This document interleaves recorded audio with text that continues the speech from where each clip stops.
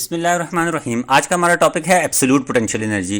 Viewers, absolute potential energy वो energy है जो किसी भी बॉडी में स्टोर हो जाती है जब हम किसी ऑब्जेक्ट को सरफेस ऑफ अर्थ से पिक करते हैं और उस पॉइंट पर ले जाते हैं जहां पर फील्ड जीरो हो। इसके लिए रिलेशन जो है वो आपको सामने स्क्रीन में नज़र आ रहा होगा। इसके लिए हमने सबसे पहले सपोज करना है कि जो मैस ऑफ अर्थ है वो कैपिटल एम है, radius of earth capital R है और ओ जो है वो सेंटर ऑफ द अर्थ है।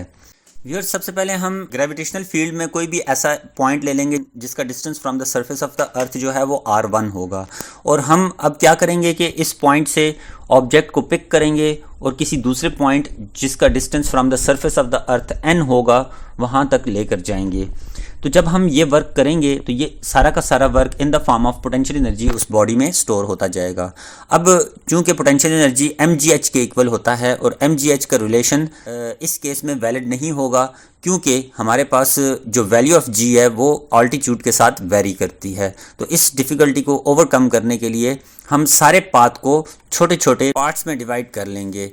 तो अब हर पार्ट का जो डिस्टेंस होगा वो इतना कम होगा कि इसमें जो वैल्यू ऑफ g है वो कांस्टेंट रहेगी और हर पार्ट का जो गैप है वो डेल्टा आर के इक्वल होगा और वो हमें दो पॉइंट्स के डिफरेंस से मिल जाएगा। देखें व्यूअर्स, जैसे हमारे पास ये r1.1 का डिस्टेंस है, r2.2 का डिस्टेंस है, तो r1 और r2 से के दरमियान जो वर्क हमें करना पड़ेगा W1 to 2 वो हम फाइंड करेंगे सबसे पहले। तो इसके लिए हम सबसे पहले क्या करेंगे कि जी वर्क हमें पता है dot product of force and displacement होता है। तो अब यहाँ पर डॉट प्रोडक्ट है और फोर्स चूँकि ग्रेविटेशनल पुल है और डिस्प्लेसमेंट अपवर्ड डायरेक्शन में एंगल 180 होगा और cos 180 नेगेटिव हो जाएगा। और न्यूटन लॉ ऑफ ग्रेविटेशन के मुताबिक F = g m1 m2 by r square होता है। चूँकि हमारे पास यहाँ पर m1 mass of the earth है और m2 mass of the object है तो हम यहाँ पर gmm by r स्क्वायर लिख देंगे। अब इस वैल्यू को हमने पुट कर लेना है बैक टू W1 to 2।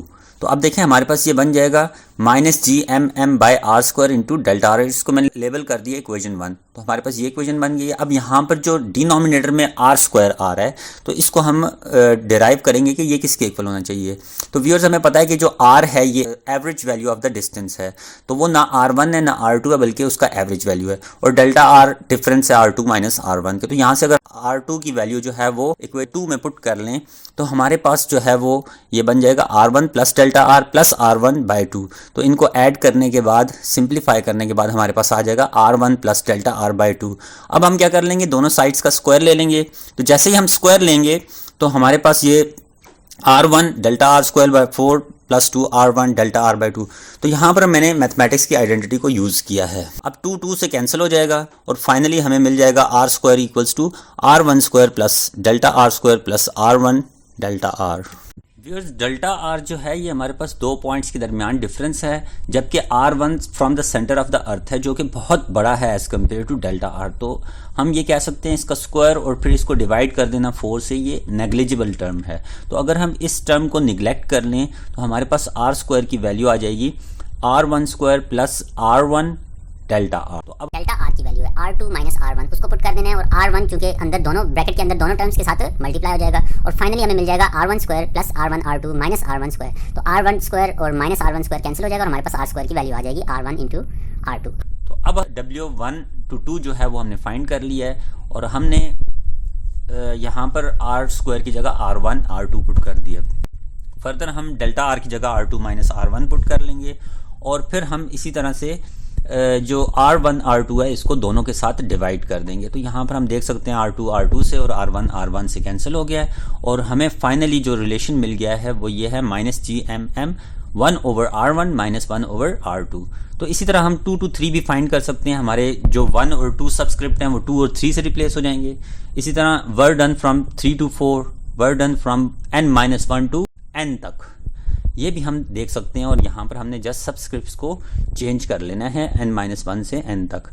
तो अब हमें ये पता होना चाहिए कि एब्सोल्यूट पोटेंशियल एनर्जी जो होती है इसको हम U से रिप्रेजेंट करते हैं और ये वो वर्क है जो हम पॉइंट 1 से ऑब्जेक्ट को क्या कर रहे हैं, इन्फिनिटी, मतलब कि n को हमने इन्फिनिटी तक लेकर जाना है। तो हमने ये सारे जो वर्क्स हैं जो हमने फाइंड किए इनको हमने ऐड करना है। तो उसके लिए -gmm हमारे पास सबके साथ कॉमन है।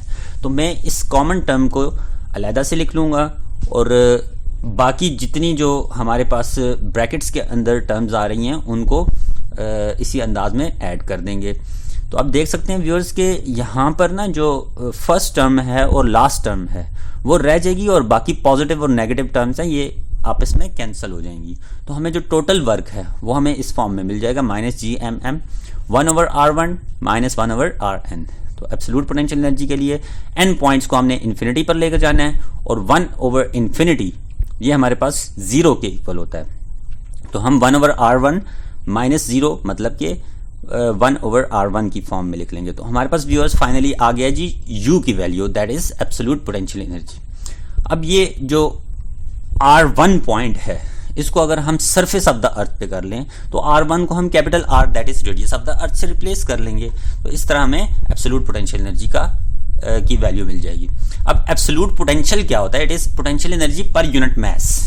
अगर हम यूनिट मास की बात करें तो यूनिट मास की जो एब्सोल्यूट पोटेंशियल एनर्जी होगी वो एब्सोल्यूट पोटेंशियल होगा उस पॉइंट का। और इस तरह व्यूअर्स आपके पास जो एब्सोल्यूट पोटेंशियल एनर्जी की जो वैल्यू है अगर आप सरफेस ऑफ अर्थ से लेंगे तो जैसे जैसे आप हाइट पर जा रहे हैं तो जितना वर्क आप कर रहे हैं वो in the form of potential energy उस पर स्टोर हो रहा है। तो अगर आप उसको सरफेस ऑफ अर्थ से पिक करें और उस पॉइंट पर ले जाएं जहां पर ग्रेविटेशनल फील्ड जीरो हो जाएगी तो आपने कितना वर्क किया वो सारा का सारा उसमें एब्सोल्यूट पोटेंशियल एनर्जी की फॉर्म में स्टोर हो जाएगा। तो जब वो एब्सोल्यूट पोटेंशियल एनर्जी की फॉर्म में स्टोर हो जाएगा तो वहां पर तो फील्ड जीरो है, तो आपको तो ऐसा लगेगा जैसे आपने बहुत ज्यादा वर्क किया। वहां पर तो फील्ड जीरो है तो फिर आपके पास एब्सोल्यूट पोटेंशियल एनर्जी भी जीरो होनी चाहिए। तो व्यूअर्स इस चीज को समझने के लिए आपने 0 पॉइंट लेना है। तो अगर आप सरफेस ऑफ अर्थ को 0 पॉइंट कंसिडर कर रहे हैं तो फिर वहां पर आपकी एब्सोल्यूट पोटेंशियल एनर्जी की वैल्यू मैक्सिमम होगी। और अगर आप 0 पॉइंट है या रेफरेंस पॉइंट है उसको इन्फिनिटी पर कंसिडर कर रहे हैं तो फिर सरफेस ऑफ अर्थ के ऊपर मैक्सिमम वैल्यू होगी एब्सोल्यूट पोटेंशियल एनर्जी की। इसी तरह व्यूअर्स जो आपका एब्सोल्यूट पोटेंशियल है, अब पोटेंशियल एनर्जी किसी बॉडी पर होती है, लेकिन अगर मैं कहूं कि ये पॉइंट है तो इस पॉइंट पर कोई भी चीज नहीं है तो फिर इस पॉइंट का क्या होगा? पोटेंशियल होगा। तो ये डिफरेंस है पोटेंशियल एनर्जी और पोटेंशियल में। तो potential energy of unit mass, अगर यूनिट मास ले लें 1 kg मास ले लें तो उसका जो पोटेंशियल एनर्जी होगी वो यूनिट मास की वो पोटेंशियल होगा उस पॉइंट पर जिस पॉइंट पर ये ऑब्जेक्ट पड़ा हुआ है। Thank you viewers for watching us.